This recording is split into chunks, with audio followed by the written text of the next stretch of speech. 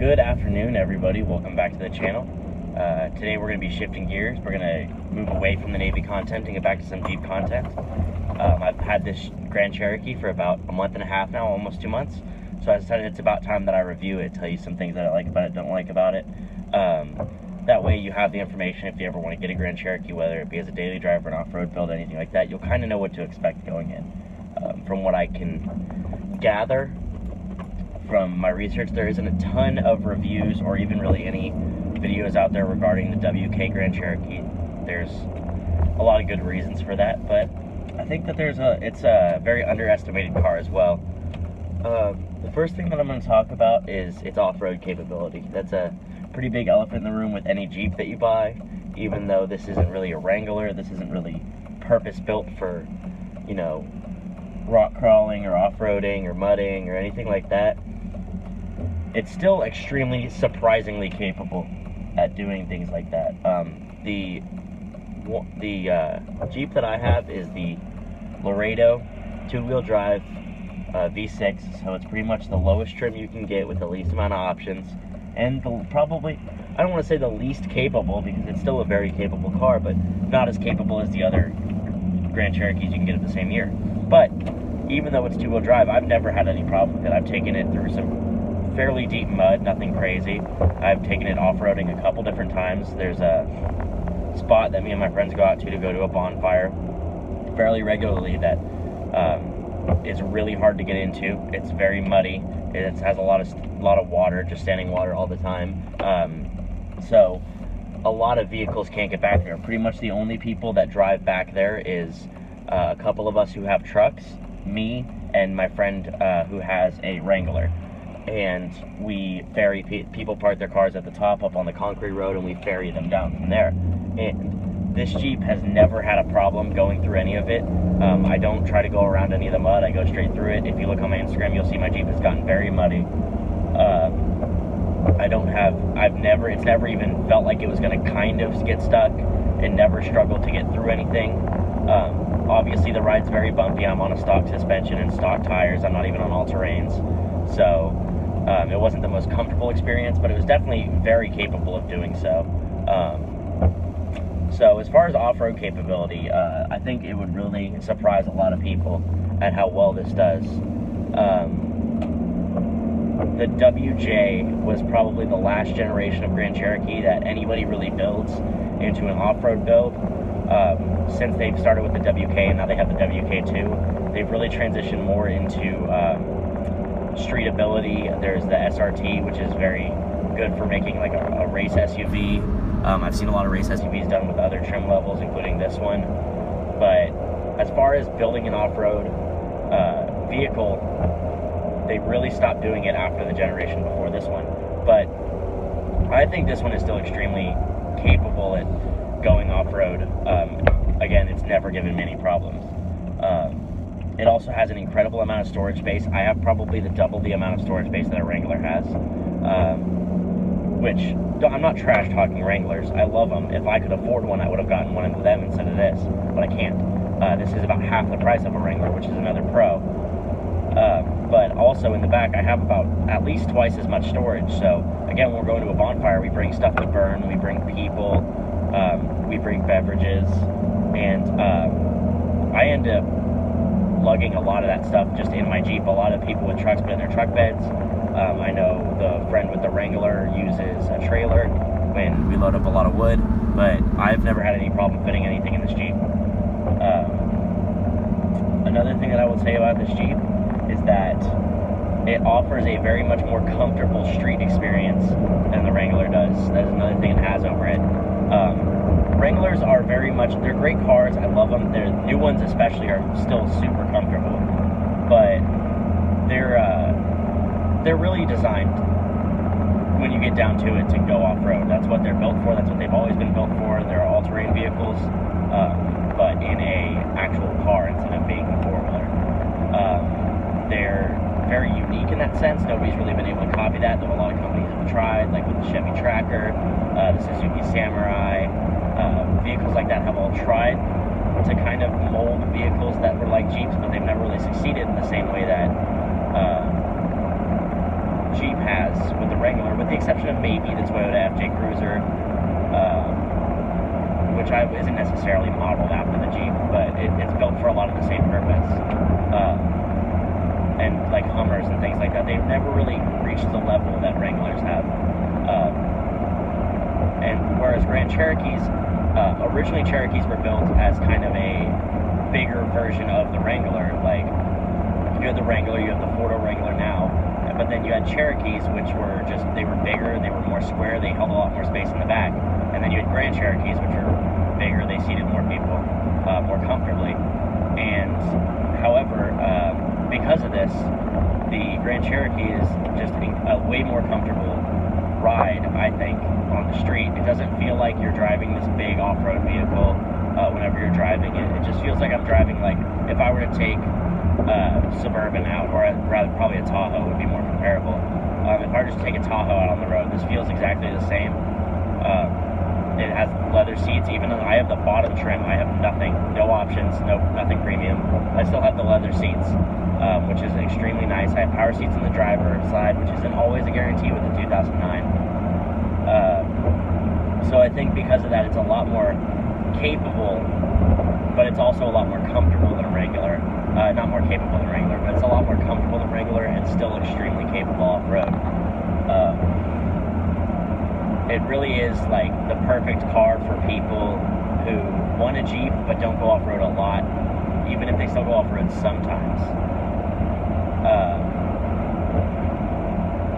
People that, like, when I bought this car, I never was going to use it for off-roading. This was going to be my vehicle for work. That job didn't necessarily pan out, and I was kind of stuck with the car. I was a little bummed out about it, because if I was going to get a Jeep, I always told myself I was going to do it right. I was either going to get a Wrangler, I was going to get an old, like, 90s or 2000s Cherokee, or I was going to get something like that that's, you know, really easy to purpose build for off-road, because I'm all about purpose building my cars. I have no problem just modding a car to mod a car, but I really like to have a purpose behind it, because otherwise I'm going to end up doing a bunch of stuff to it that doesn't make any sense, and I'm going to have a lot of problems. That's just how I am, because I get really scatterbrained. So whatever SUV I was going to buy, I was going to purpose build for off-road once it was no longer my daily driver, which is what I'm going to do with this.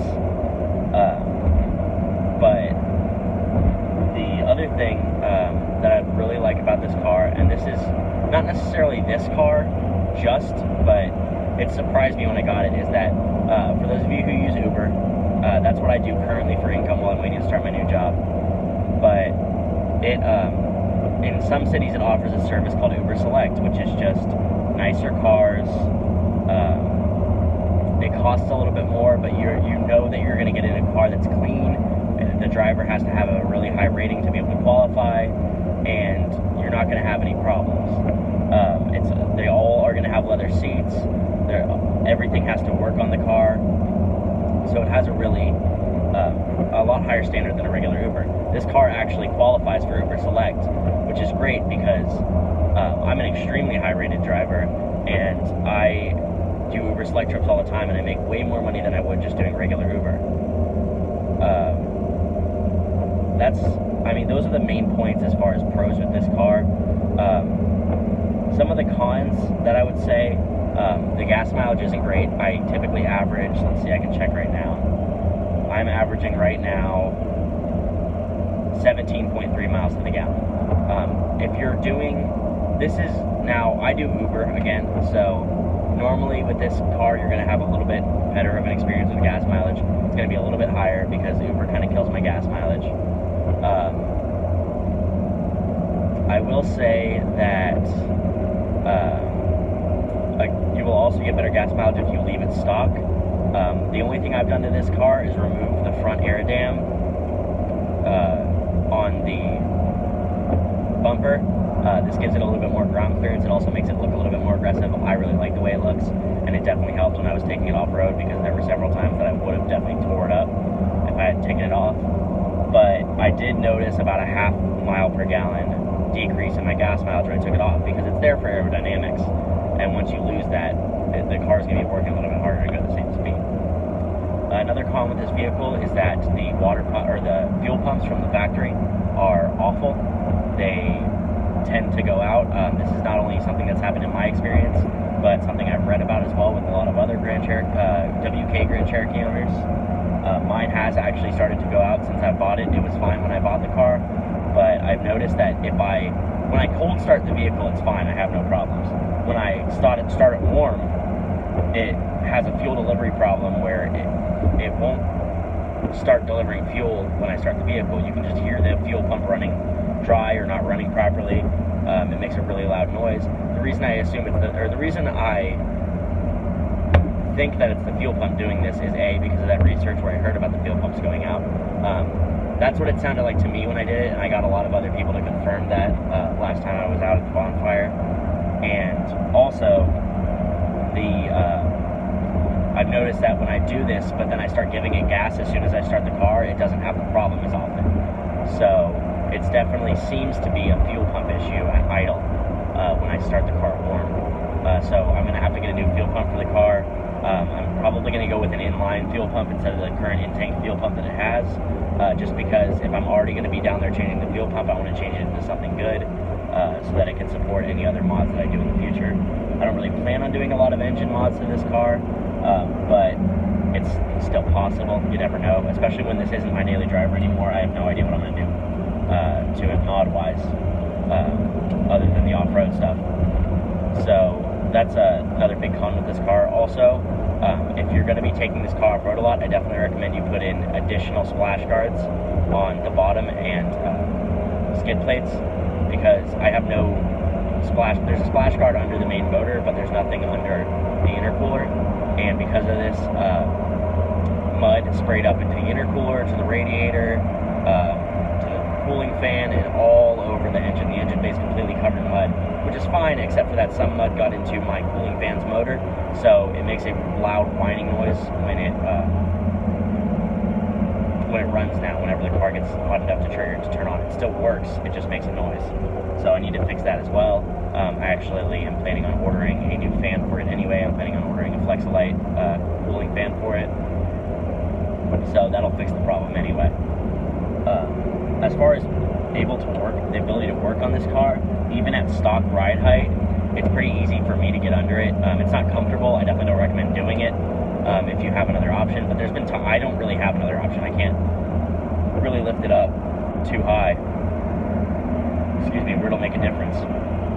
So I've had to get under it several times working on it,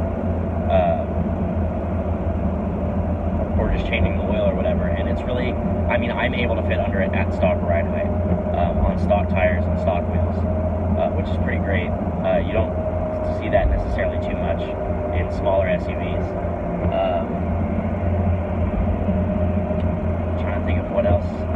Throttle response is kind of weak. I'm planning on getting a throttle booster for it, or either that or retuning it completely. It just depends on how much funds I have available for it. If I only have like $100 or so, I'm probably just going to go with the throttle booster, because everything else, I like everything else about the way it runs, and I'm not going to be doing a lot of mods to it where I'll need to retune it, but the throttle response is really weak.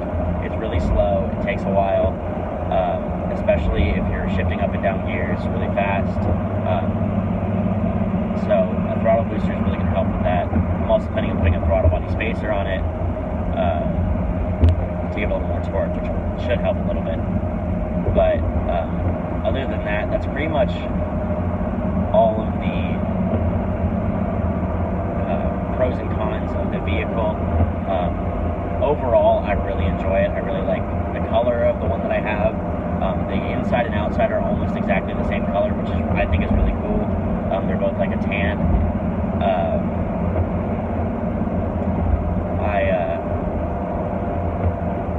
The only thing that I could really wish it had is Bluetooth, which I'm planning on getting a new head unit for it anyway. The stock speaker system is actually pretty great, surprisingly, because this is not one of those cars you would think anybody would really care. But I'm still planning on, I have new speakers that I'm planning on putting into it, both for the front, the back, and subwoofers for the trunk. But that's pretty much like everything I wish I could have in the vehicle. Other than that, this vehicle's amazing. It's definitely well worth the money if you can't afford a Wrangler and you still want to have a Jeep. I've had a lot of people tell me that this was their dream car, which really took me by surprise, because it's definitely not my dream car.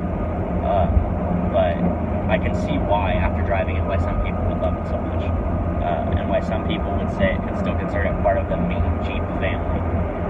That's all I really have for you guys today.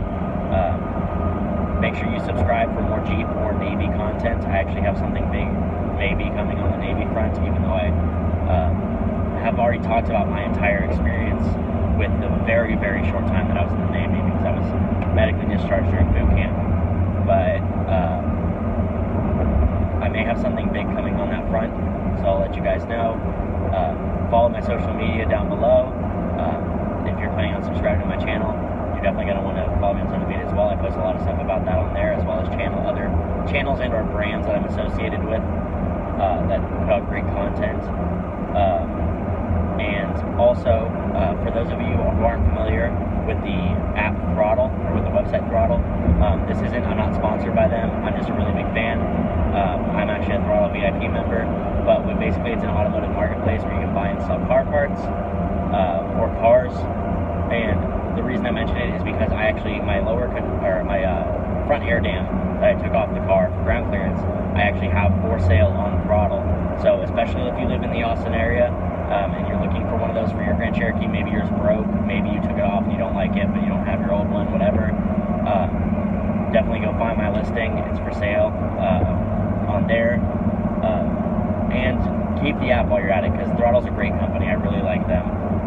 That whole family of companies around the Hunt Quarters is just all great. Hunt Quarters Hunting Company, Street Level Supply from Tyler, and Throttle, they're all great. So definitely go check all those out. Those are where I get most of my ideas, where I buy most of my parts, and a lot of my clothing. So thank you guys so much for watching, and y'all have a good one.